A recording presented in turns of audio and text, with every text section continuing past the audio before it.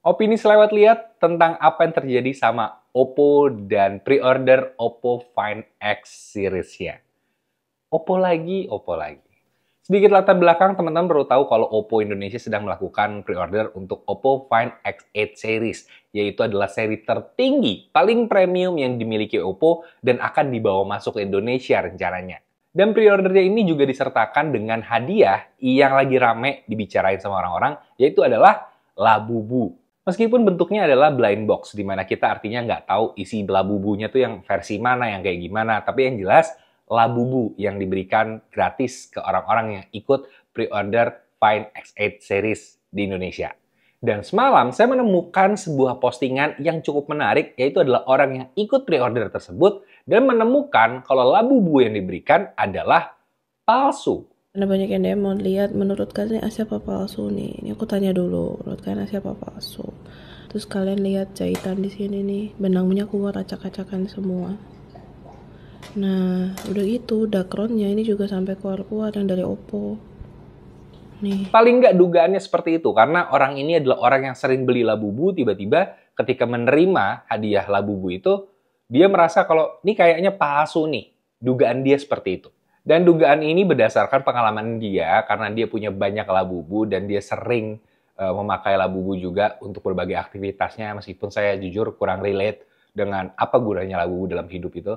Tapi dia seperti memahami dan ahli lah mengenai Labubu ini seperti apa, dan dia menilai Labubu yang diberikan oleh Oppo Indonesia itu palsu. Saya ada juga bukti CCTV waktu unboxing, ini boxnya juga. Tapi ternyata Labubunya yang datang palsu dari Oppo. Tolong dong Oppo, jangan kayak gitu.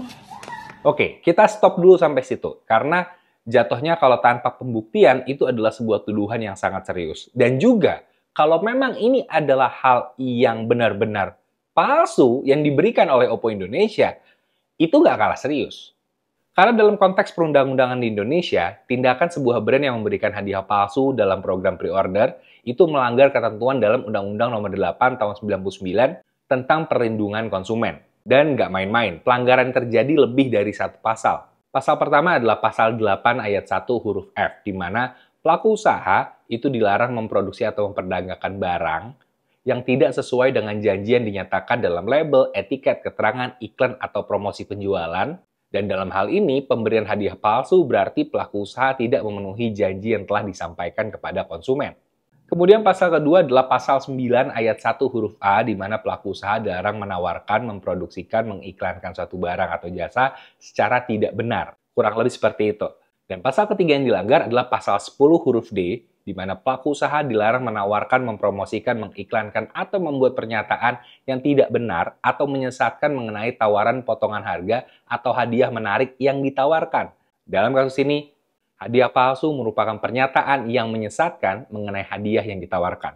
Dan berdasarkan pasal 62 ayat 1 Undang-Undang Perlindungan Konsumen, pelaku usaha yang melanggar ketentuan tersebut dapat dipidana dengan pidana penjara paling lama 5 tahun atau paling banyak denda 2 miliar rupiah.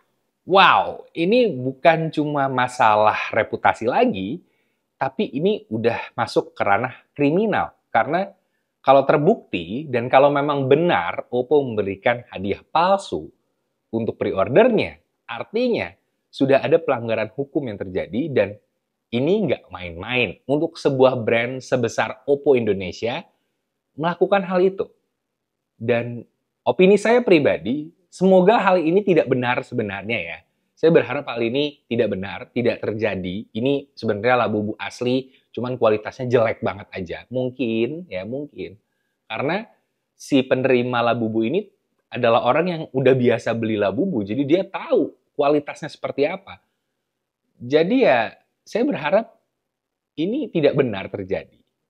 Tapi kalau memang ini benar terjadi, harus ada yang bertanggung jawab. Karena sudah ada pelanggaran hukum. Harus ada kepatuhan hukum karena ini adalah negara hukum. Dan harus ada transparansi kenapa hal ini bisa terjadi, siapa yang salah, vendornya kah, atau memang ada oknum di dalamnya yang memang terlibat. Karena sekali lagi, ini sudah masuk ranah pidana.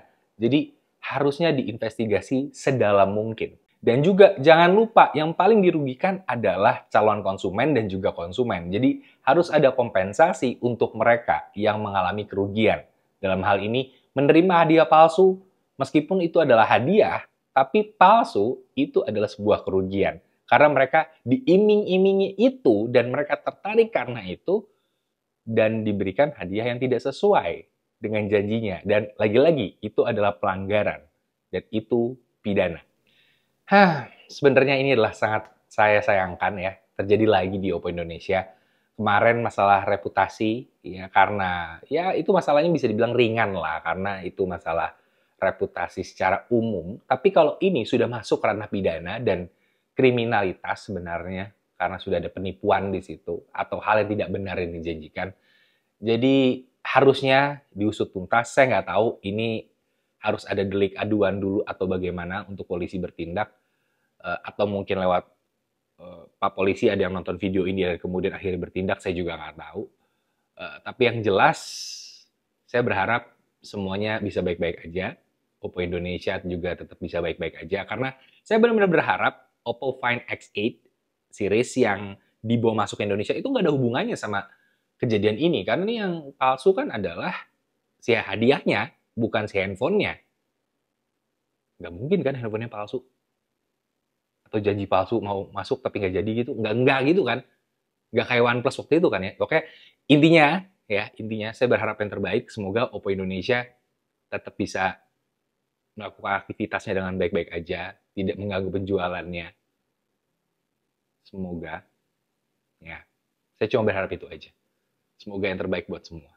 Dan juga semoga si pembeli yang mendapatkan itu mendapatkan keadilan. Kalau memang benar, ya, saya nggak tahu mana yang benar, mana yang salah di sini. Saya cuma menyampaikan opini selewat lihat saya, ngelihat ini semua di sosial media.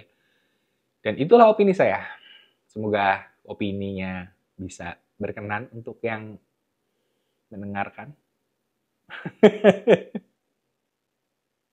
Jujur ya, setiap segmen opini selewat lihat tuh paling susah adalah menutupnya. Gimana nutupnya ya? Karena opini ya. Nggak ada konklusi apa-apa sih sebenarnya. Ya udah, segitu aja opini saya pokoknya. Sampai jumpa di opini selewat lihat berikutnya. Semoga lebih seru lagi yang bisa diopinikan. Dadah.